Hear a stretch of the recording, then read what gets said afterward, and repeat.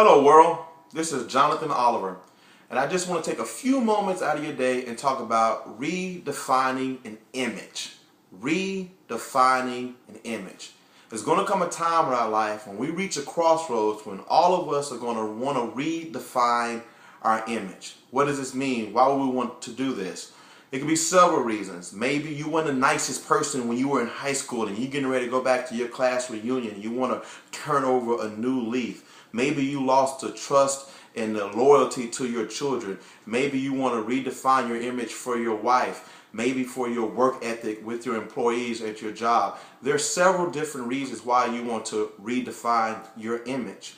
Maybe you've been wrongly accused of a crime and you spent 20 years in prison and you've gotten out, but you still had this stigma, this stink on your reputation, and you want to redefine it.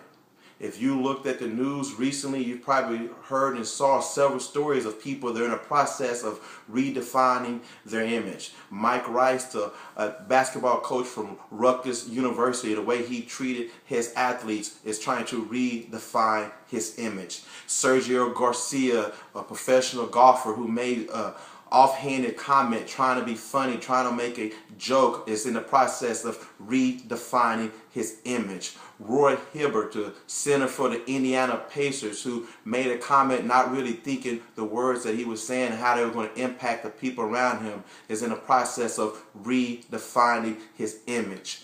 Gordon Gee from The Ohio State University made a comment in closed doors but have come to light and causing him to an early retirement, is in the process of redefining his image. So there are several times and several ways and reasons why we want to redefine our image. There are a few things that I've come to learn that can be of a little bit of assistance in this process. Number one, forgiveness. Forgiveness. And when you're forgiving or asking someone for forgiveness, you want to come across and truly be remorseful and be sincere. So it's something that needs to be done besides or beyond just asking for forgiveness. That's being able to accept forgiving ourselves, to be comfortable in looking at he or she in the mirror and truly asking for forgiveness of yourself. It's been said that resentment is like taking poison and hoping the other person dies. And sometimes we have resentment of ourselves. So we want to truly be remorseful, then we need to be able to forgive ourselves and to accept that forgiveness. And then we will come across as being truly genuine. Nobody has lived this earth and not made a mistake. People make mistakes all the time. I am far from perfect. I keep God employed all the time because of the mistakes I make and will continue to make. So understand that sometimes mistakes do happen, and sometimes those mistakes are caused because of ourselves. So just understand that forgiveness is a key ingredient. Next, positive attitude. Positive attitude.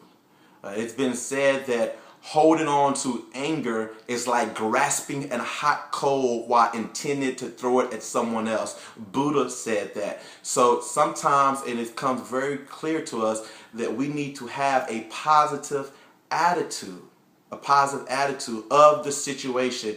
What does this mean? How do we go about this?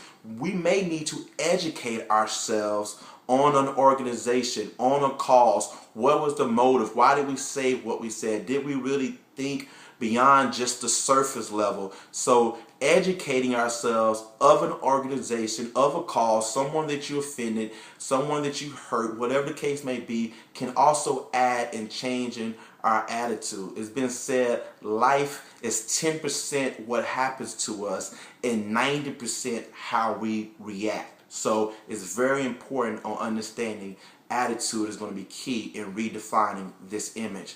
And then the last thing I'm going to leave with us on this short message is good deeds.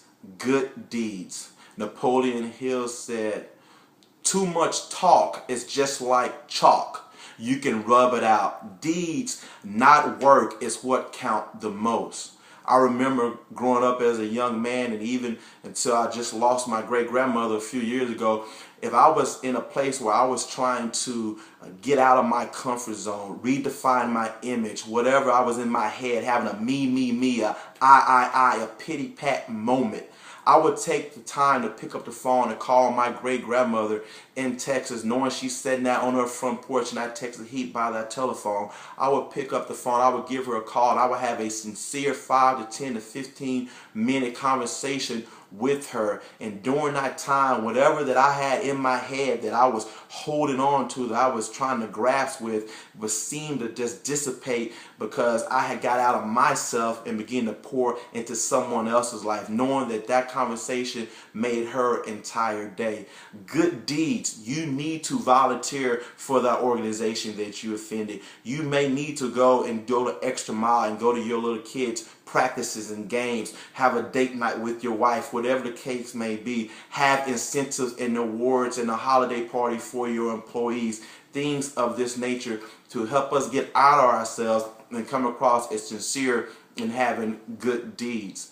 This can be a very crucial part in helping you redefining our image. So I just want us to kind of keep that in mind and how this can help us. We're all going to go down this path. We're all going to reach this crossroads, and that's normal, and that's life. A very good friend of mine, she's no longer with us, she passed on, but she once said, people would never know how far a little kindness can go. Her name was Rachel Joy Scott, and she understood this process. So I just want us to grab hold of redefining an image. Number one, forgiveness. To ask for forgiveness and to accept that forgiveness. Number two, positive attitude. We may need to educate ourselves in a lot of different ways to help us enlighten our attitude in someone or some organization we may have offended. And then lastly, to do good deeds, to get outside ourselves and to stretch ourselves.